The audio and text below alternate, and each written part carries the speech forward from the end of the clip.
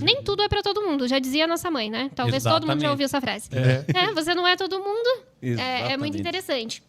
E a ansiedade, ela é muito ligada realmente à questão da alimentação, porque as pessoas tratam o alimento como um regulador emocional. E o alimento, ele não é um regulador emocional, né? Não é que a gente também come as emoções, né? Então, a gente não chega num restaurante pedindo uma ansiedade. Mas o contexto onde a gente está, aquilo que a gente está vivenciando, faz com que eu busque esse alimento, porque, de certa forma, ele me traz uma sensação de prazer, parece que eu me sinto bem. Se a gente for associar, né, a mesma questão do uso abusivo de drogas, de álcool, um comportamento, né, mais assim, tranquilo, né, entre aspas, tem pessoas, mulheres, principalmente, que para organizar a cabeça, limpam a casa.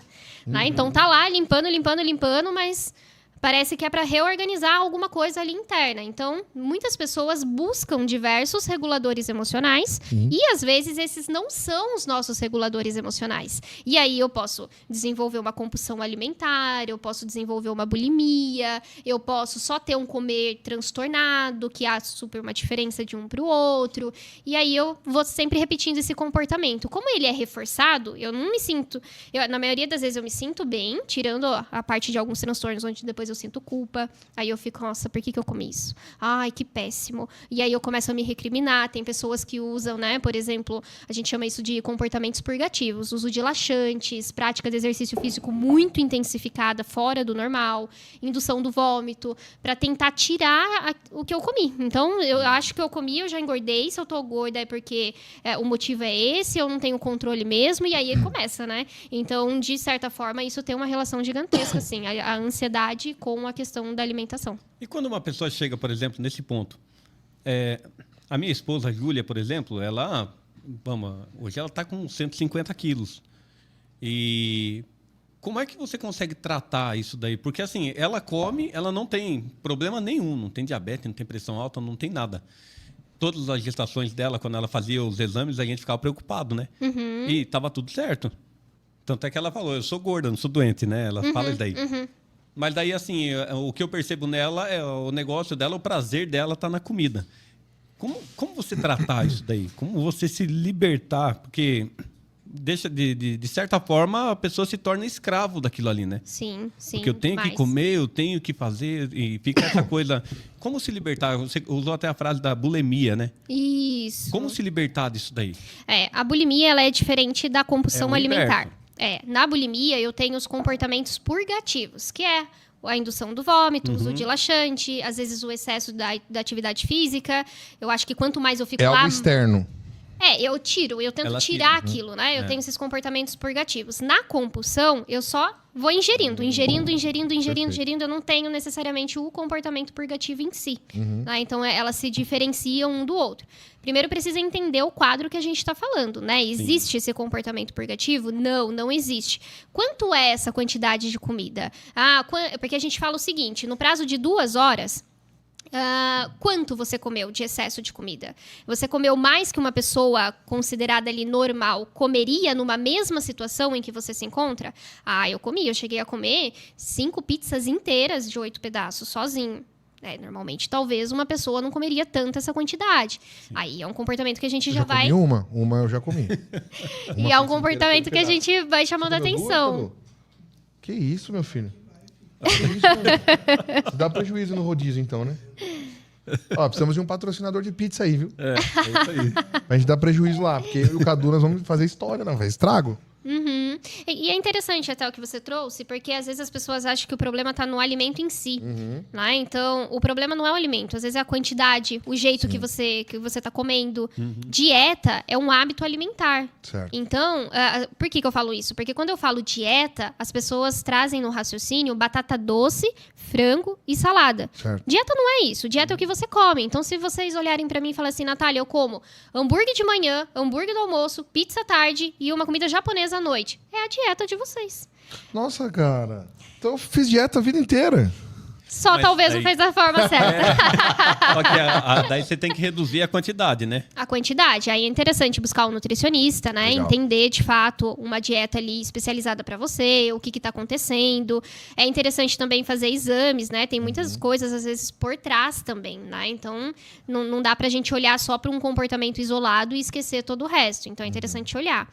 Mas como que a gente trata isso? Na psicoterapia, a gente faz todo esse trabalho. Eu tenho formação em obesidade e emagrecimento e trabalho com esse público também. Que legal. Então, a gente, no início ali das nossas sessões, eu apresento uma tabela para o paciente, Certo. onde ele vai fazer toda a descrição. É a parte mais chata, né? Porque a gente vai ter que estar ali como se fosse um deverzinho de casa.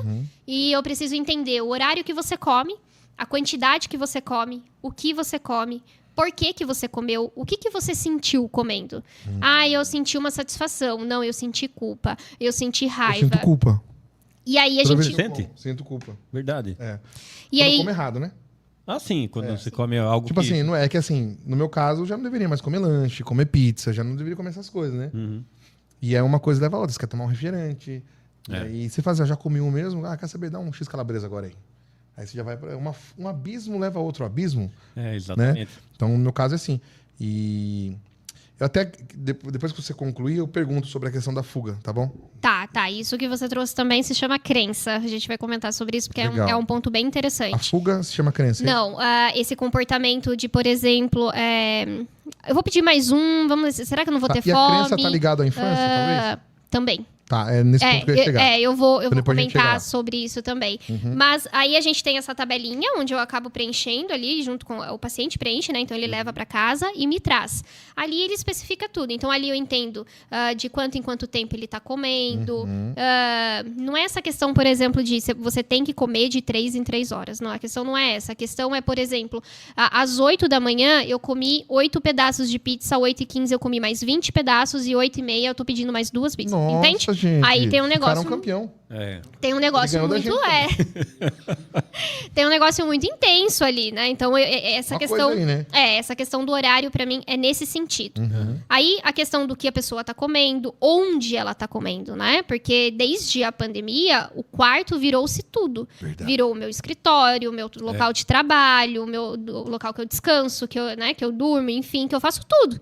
Então, às vezes, onde você tá comendo isso? Eu tô comendo deitado, eu tô comendo no sofá, eu tô comendo não sei o quê. Gordei na pandemia também, cara. O primeiro pico meu, assim, na pandemia, eu tava com Eu tava no Magalu. No Magalu eu tava com 109. Eu saí da pandemia com mais ou menos uns 117. Então, caramba. Na pandemia, eu engordei 7, 8 quilos. E essa questão que você comentou do ambiente, por exemplo, do quarto, ele influencia alguma coisa? Demais. Verdade. Qualquer ambiente influencia. E tudo é ambiente. Eu aqui sou um ambiente para vocês hoje. Vocês são um ambiente para mim. Você tá falando, mas eu vou falar para vocês aqui que às vezes eu tenho costume de comer no quarto. Olha só. Tem TV no seu quarto? Tenho, cara. Sabe o que eu fiz? Eu tirei a TV do meu quarto.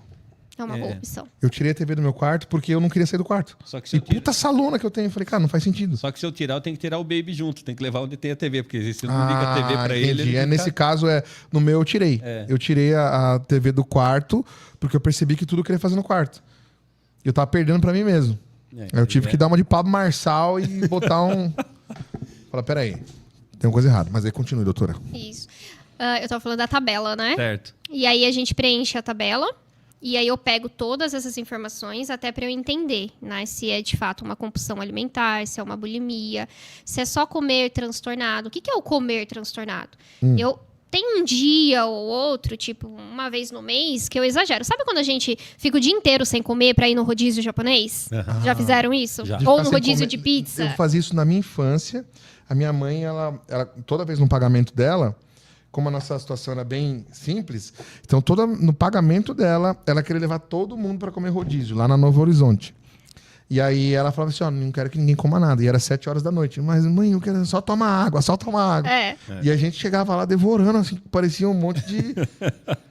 Sabe? Não posso falar, porque senão eu sou cancelado. Mas a gente parecia um monte daquelas, né? E aí, cara, a gente chegava lá atacando as pizzas, 3, 4 pedaços. Eu apostava com meu tio, falecido, pra ver quem comia mais. Nossa. E ele ganhava de mim, porque ele era mais velho que eu era mais novo, né? Mas ali a gente destruía, irmão. A gente fazia história naquele lugar. Tinha que escrever nosso nome naquele lugar, porque a gente reinava ali.